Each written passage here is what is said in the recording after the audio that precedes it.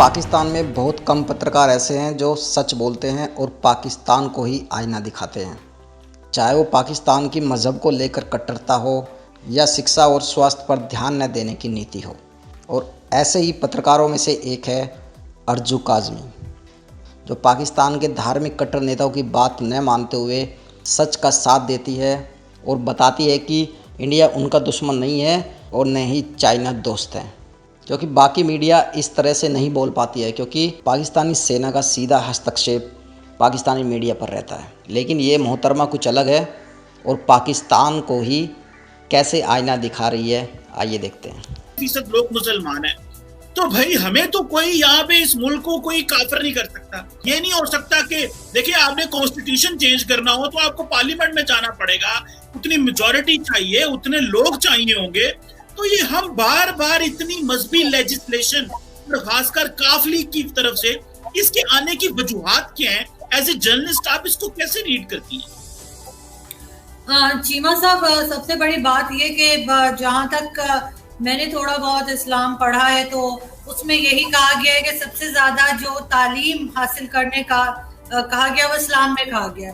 लेकिन अफसोस के साथ सबसे ज्यादा जाहिल जो है वो इस्लाम में ही है।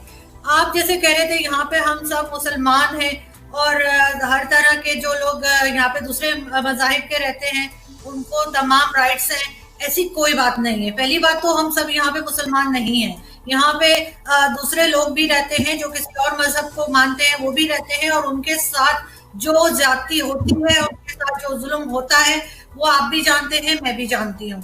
एक जरा सा मंदिर बनने जा रहा था तो यहाँ पे सबका इस्लाम खतरे में पड़ गया। यहाँ पे ये एक आदत सी बन गई है लोगों की कि वो मजहब को बेचते हैं। पाकिस्तान में पाकिस्तान वाहिद इस्लामिक कंट्री है जहाँ पे मुसलमानों को मार मार के मजीद मुसलमान बनाया जाता है। यहाँ पे आगे बढ़ने के बाद क्यों बाकी कंट्रीज भी तो है ना, जैसे दुबई है और इसी तरह से बेशुमार इस्लामिक कंट्रीज है जो कि हमसे आगे हैं। हम जहालत में ही पीछे जा रहे हैं। कल भी मैं एक डिबेट देख रही थी एक इंडियन चैनल पे और हमारे यहाँ के 3 पैनलिस्ट गए हुए थे। तो एंकर ने उनसे पूछा कि अगर आप लोग कोई डोनेशन देंगे मंदिर बनने के लिए तो क्या मुसलमान नहीं रहेंगे? हर कोई आए बाएं शाएं कर रहा था। किसी एक से भी ये नहीं कहा गया कि हाँ जी मैं डोनेशन दूंगा तो मुझे कोई फर्क नहीं पड़ता, इस्लाम को उससे कोई नुकसान नहीं होता, मुझे कोई मुसलमान होने से निकाल नहीं देगा। ऐसा किसी ने भी नहीं कहा। सब अपनी अपनी इधर उधर के कबूतर उड़ाते रहे बैठ के, लेकिन ये बात नहीं कही। हमें इतना डरा दिया गया है कि अगर हम जरा सा भी कुछ गलत कह देंगे जो उनकी लोगों की मर्जी के खिलाफ होगा, मौलवियों की और जो सो कॉल्ड रिलीजियस स्कॉलर्स हैं, तो यहाँ पे देखा जाएगा, ना सुना जाएगा, ना पूछा जाएगा, सीधे सीधे मार दिया जाएगा। पाकिस्तान में किसी को मार देना बहुत आसान काम है। आप किसी के ऊपर भी कह दें जी ब्लास्फेमी लॉ लगा दें, इसने ये कह दिया वो कह दिया और उसके बाद मार देते हैं। हिस्ट्री में जब हुजूर अकरम थे तो आप मुझे बता दें कि कौन सा वाकया था जिसमें उनको किसी ने कुछ कहा और उसके ऊपर लोगों ने उस इंसान को मार दिया। कभी भी हमें हिस्ट्री में एक सिंगल चीज हम नहीं बता सकते।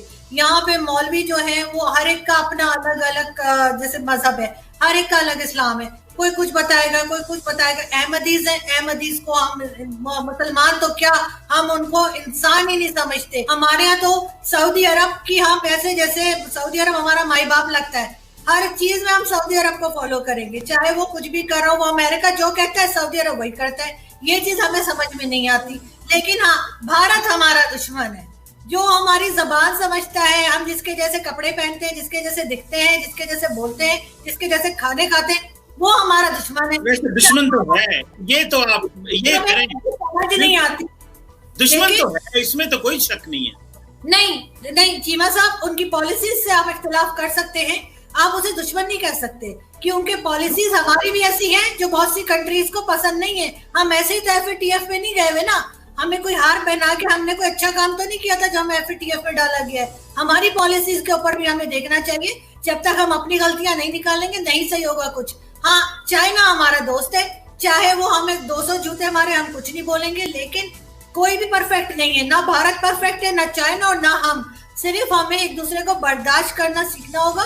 और जहां तक ये मजहब की बात लेके बार बार आ रहे हैं, ये इसको क्या बनाना चाह रहे हैं, ये यहाँ पे कोई ईरान की टाइप का या सऊदी अरब की तरह के कोई रिवाज लाना चाह रहे हैं, कि औरतें ड्राइव ना करें, औरतें बाहर ना निकलें, वो जो एक जन्नत का तस्वुर है ना कि 70 हूरें मिलेंगी, बस उसमें ही रहते हैं मुसलमान और उनको बस वही चाहिए। बाकी जो है वो कहीं आगे नहीं बढ़ते। यूरोपियंस हमसे इसीलिए आगे निकल गए कि उन्होंने पढ़ाई की है, मजहब के साथ नहीं चले हैं वो इतना ज्यादा। पाकिस्तान में कौन सी पोजीशन पे आपको नॉन मुस्लिम नजर आता है? हम बड़े नारे लगाते हैं, इंडिया ये कर रहा है, चाइना वो कर रहा है मुसलमानों के साथ, कोई ये कर रहा है, कोई अपने आप को देखते नहीं, अपने मुंह की कालक हमें नजर नहीं आती। हम सिर्फ दूसरे को कहते हैं और यही कह कह के हमने अपने मुल्क को एक तरह से तबाह कर दिया है। और जो नई जनरेशन आ रही है अब, उसके जहनों में हमने यही जहर जो है वो भरा हुआ है।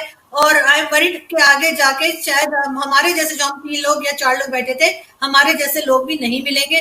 सिर्फ इसी किस्म के फ्रैटिक किस्म के मौलवी बैठे होंगे जो कहते हैं तस्वीर हराम है, मोबाइल हराम है, और ना कैमरे से हटने को तैयार है, ना मोबाइल छोड़ने को तैयार है। हर चीज, भाई ऊंट पे जाओ नाच करते, क्यों जहाज में बैठते हो? क्यों काफिरों की बनाई हुई चीजें इस्तेमाल करते हैं? मुझे तो सच्ची चीमा साहब आप हंस रहे हैं कि मैं यकीन करें, मुझे इतना गुस्सा आ रहा है लोगों के ऊपर कि इन्हें कोई काम नहीं, अजीब अजीब किस्म के बिल लाते रहते, ना हेल्थ पे काम करते हैं, ना एजुकेशन पे काम करते हैं। लोग यहाँ पे भूखे मर रहे हैं, बिल देने को पैसे नहीं है, किसी का ऊपर कुछ काम नहीं हो रहा। हाँ, मजहब को पॉलिश कर करके लेकर आते हैं, हर एक अपना मजहब लाके वो बताएगा कि मैंने और जहरा ने दुपट्टे क्यों नहीं पहने, चीमा साहब ने दाढ़ी क्यों नहीं रखी, दाढ़ी का डिजाइन क्या होना चाहिए। मतलब बिल्कुल जैसे कहते हैं दिमाग खाली हो गए लोगों के।